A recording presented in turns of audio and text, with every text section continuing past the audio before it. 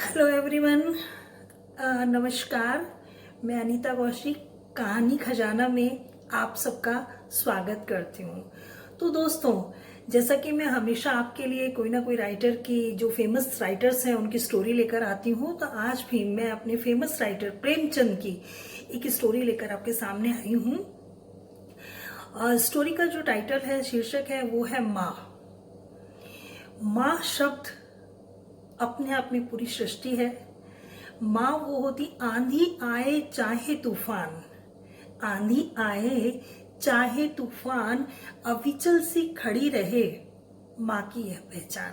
कितनी भी मुसीबतें आए, माँ हमेशा अपने बच्चों के लिए खड़ी रहती है। तो कहानी शुरू करते हैं। बेटा, कहानी जो है वो 3 पात्रों के इर्द गिर्द घूम रही है। इसमें मुख्य रूप से 3 कैरेक्टर्स हैं।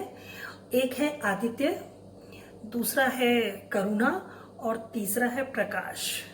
तो दोस्तों, कहानी शुरू करते हैं। माँ। इसमें आदित्य जो है वो एक स्वतंत्रता सेनानी है और देश की जो आज़ादी की लड़ाई है उसमें वो बहुत ज़्यादा इन्वॉल्व रहता है। जगह जगह जो भी हमारे क्रांतिकारी आंदोलन, फ्रीडम के लिए लड़ाई लड़ते हैं, ये उनके साथ होता है। आंदोलन करता है, इधर उधर आता जाता रहता है, लेकिन पूरे टाइम वो अपने देश की आज़ादी के बारे में सोचता है और उसी के लिए कार्य करता रहता है। अचानक से एक दिन पुलिस की गिरफ्त में आ जाता है और पुलिस उसे गिरफ्तार करके कारावास में डाल देती है, जेल में डाल देती है। आदित्य इस बात को लेकर परेशान है कि करुणा, जो कि उसकी पत्नी है, वो अकेली है और साथ ही उसका एक बेटा है प्रकाश, वो उसके पास है और खाने कमाने का कोई साधन वो छोड़कर नहीं आया है। लेकिन जो करुणा होती है वो बहुत मेहनत करती है और कहीं ना कहीं अपने बच्चे को पढ़ाती है, लिखाती है, उसकी परवरिश करती है। उधर आदित्य को उम्र कैद होती है, आजीवन कारावास दिया जाता है, लेकिन उसके अच्छे व्यवहार की वजह से उसको जल्दी छोड़ दिया जाता है। आदित्य जब घर आता है तो वो बेहद बीमार होता है, क्योंकि जेल में उसको अच्छा खाना नहीं मिला है और कहीं ना कहीं उसको अपनी पत्नी और बच्चे की भी चिंता रही है। और जब वो घर आता है तो वो देखता है कि करुणा जो है वो बहुत गरीबी की हालत में है, उसके कपड़े फटे हुए हैं, घर में खाना भी पूरा नहीं है। तो वो कहीं ना कहीं बहुत परेशान सा हो जाता है, लेकिन करुणा उसको कहती है कि ऐसा कुछ भी नहीं है, आप सिर्फ अपनी तबीयत का ध्यान रखें। सब चलता रहता है, उसका इलाज भी चलता है, बेटे की पढ़ाई भी चलती है। करुणा दिन रात मेहनत कर रही है और हर काम को सुचारू रूप से करने की कोशिश कर रही है। अथक प्रयास के बाद भी, लाख कोशिश करने के बाद भी, वो शायद आदित्य को वो ट्रीटमेंट नहीं करा पाती है शायद जिसे उसकी जरूरत थी। आदित्य बिल्कुल मरणासन स्थिति में आ जाता है और वो एक दिन अपनी पत्नी से माफ़ी मांगते हुए कहता है कि मैंने तुम्हें जो सुख देना चाहिए था वो कभी भी नहीं दिया और एक बच्चे के साथ मैं तुम्हें अकेला छोड़कर अपनी दुनिया में लगा रहा, अपनी इच्छाओं को पूरा करने में लगा रहा, तो मैं तुमसे माफ़ी मांगता हूँ।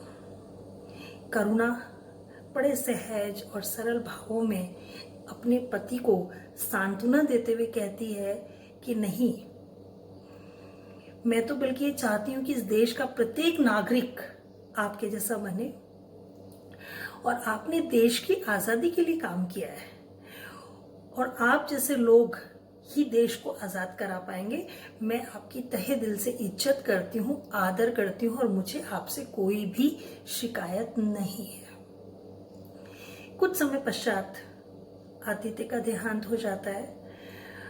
करुणा फिर अपने कर्तव्य पालन में लग जाती है, अपने बेटे को पढ़ाती है और वो दिन आ जाता है जब उसके बेटे की डिग्री पूरी हो जाती है और वो अपनी माँ से कहता है कि मुझे अब बाहर पढ़ने के लिए जाना है, इंग्लैंड पढ़ने के लिए जाना है। माँ करुणा इस सुनकर एकदम हैरान हो जाती है, क्योंकि आदित्य ने मरते वक्त उससे एक वादा लिया था और वो ये वादा था कि तुम प्रकाश को देश की आजादी के लिए तैयार करोगी। उस समय तक तो वो बोलती नहीं है जब प्रकाश छोटा होता है, लेकिन जब प्रकाश बड़ा हो जाता है तो उसे लगता है कि इसे अपने पापा का सपना पूरा करना चाहिए, और जो उसने वचन अपने पति को मरते वक्त दिया था कि हाँ मैं आपका वादा पूरा करूंगी, मैं आपका सपना पूरा करूंगी, अब प्रकाश आजादी की लड़ाई जरूर लड़ेगा। तो दोस्तों यहाँ देखिए माँ की विडंबना, वेदना और पीड़ा को प्रेमचंद्र जी ने कितनी अच्छे तरीके से प्रस्तुत किया है। माँ प्रकाश को समझाती है कि देखो तुम्हें विदेश जाने की जरूरत नहीं है, और तुम इतना पढ़ चुके हो कि अब तुम्हें देश के काम आना चाहिए, और तुम देश की आजादी के लिए कुछ करो जैसे भी तुम करना चाहो, क्योंकि तुम्हारे पिताजी का भी यही सपना था।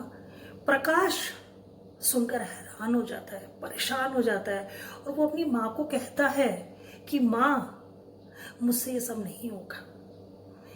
पिताजी को क्या मिला? मर गए ना, मैं भी मर जाऊंगा। मुझे नहीं मरना है, मुझे जिंदगी जीनी है, और ये आजादी क्या मेरे अकेले से आ जाएगी? मुझे नहीं करना, मुझे सिर्फ पढ़ना है। माँ उसे बहुत समझाती है कि नहीं बेटा, तुम्हारे जैसी सोच रखने वाले लोग कैसे देश को जीतेंगे? तुम आगे आओ, तुम्हारे जैसे लोग आगे आएंगे तो कहीं ना कहीं हम ये लड़ाई जीत जाएंगे और देश आजाद हो जाएगा। प्रकाश टस से मस नहीं होता। माँ उसको समझाती रहती है, लेकिन वो तैयार नहीं होता, और आखिरकार माँ को बहुत गुस्सा आता है, और माँ परेशान हैरान, न खाती है न पीती है, जिद करके बैठ जाती है कि मैं तुझे विदेश नहीं जाने दूंगी। और प्रकाश ने भी जिद पकड़ी है कि वो इंग्लैंड जाएगा ही जाएगा, क्योंकि उसे स्कॉलरशिप मिली है। हार के जब वो देखता है प्रकाश, उसकी माँ जो है किसी भी हालत पे तैयार नहीं है। ये संस्कार थे प्रकाश को दिए कि वो माँ की अवहेलना करके नहीं जाना चाहता, वो कहीं ना कहीं जाना चाहता है, लेकिन उसमें अपनी माँ की अनुमति भी चाहता है। वो माँ को समझाता है, माँ उसे समझाती है, लेकिन दोनों ही तैयार नहीं होते हैं, अपनी अपनी जिद पर अड़े हैं। आखिरकार में बेटे को झुकना पड़ता है, और वो अपनी माँ से कह देता है ठीक है, मैं इंग्लैंड नहीं जाऊंगा, मैं भारत में ही रहूंगा, लेकिन मैं आज़ादी की लड़ाई में शामिल नहीं होऊंगा, और मैं किसी भी ऐसे स्वतंत्रता सेनानी बनने का मेरा कोई इरादा नहीं है। मैं यहीं कमाऊंगा और खाऊंगा।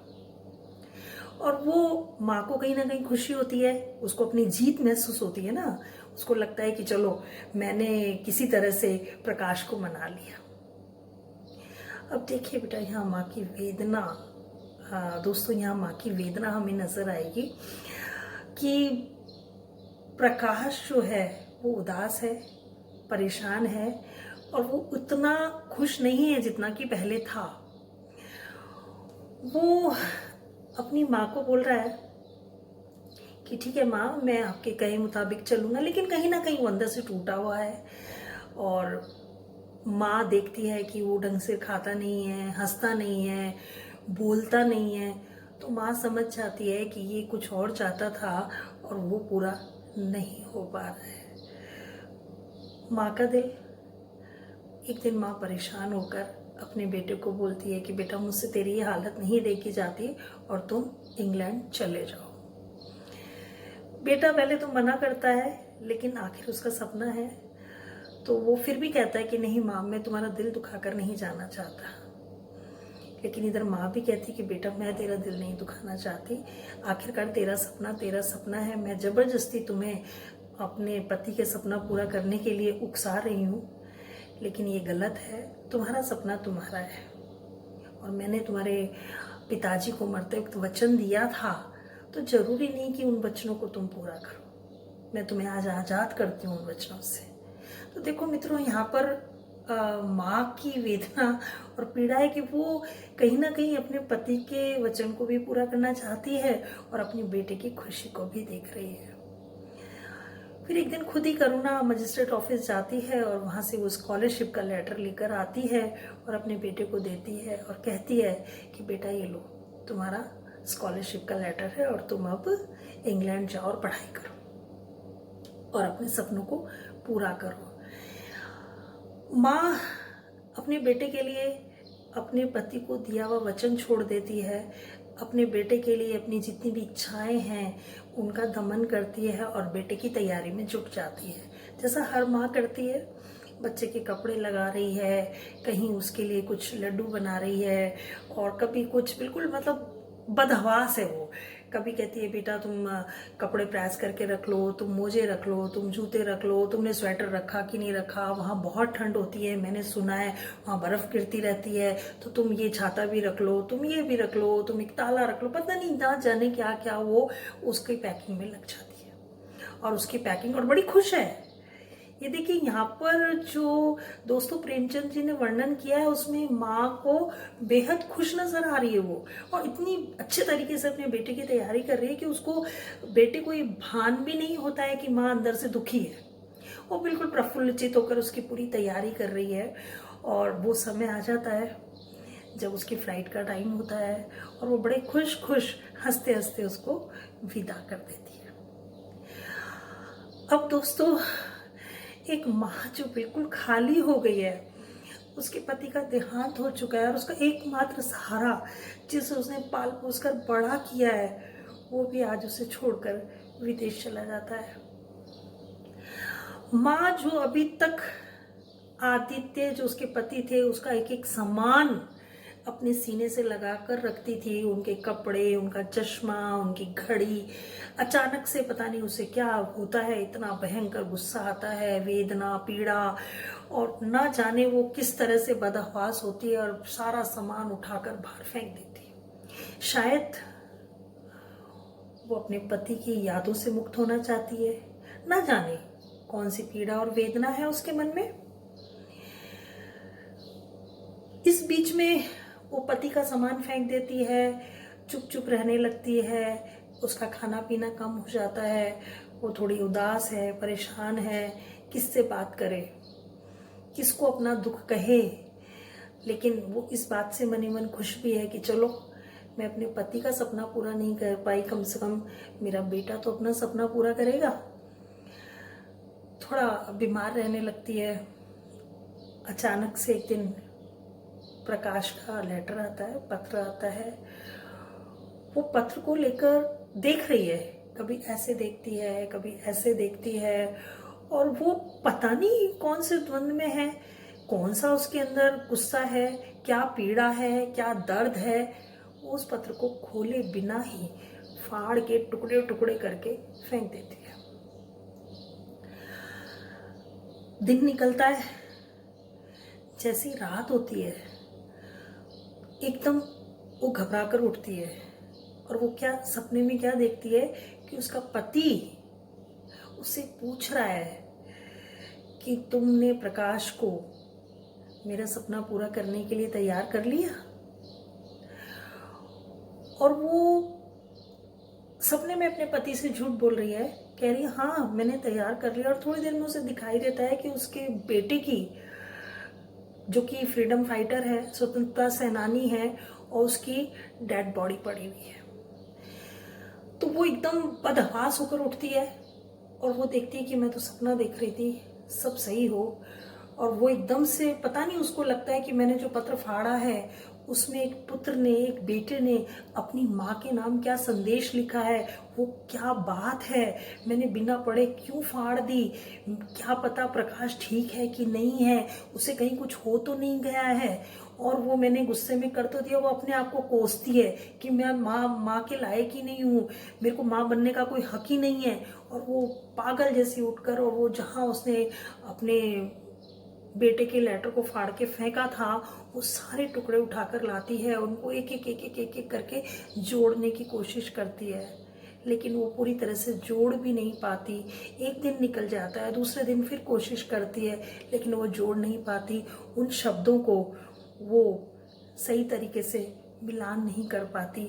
वो अपने बेटे के दिए हुए शब्दों को, अपने बेटे के दिए हुए संदेश को, अपने बेटे के, अपने माँ के प्रति जो भाव हैं उनको वो पढ़ नहीं पाती, और वो मृत्यु को प्राप्त हो जाती है और उसके मरते वक्त उसके हाथ में सिर्फ और सिर्फ उन पत्र के टुकड़े होते हैं जिन्हें वो सीने से लगा के रखे हुए। तो बेटा बड़ी मर्म स्पर्शी कहानी प्रेमचंद जी की है माँ, और आप लोगों ने इसे सुना, मुझे भी अच्छा लगा। Thank you.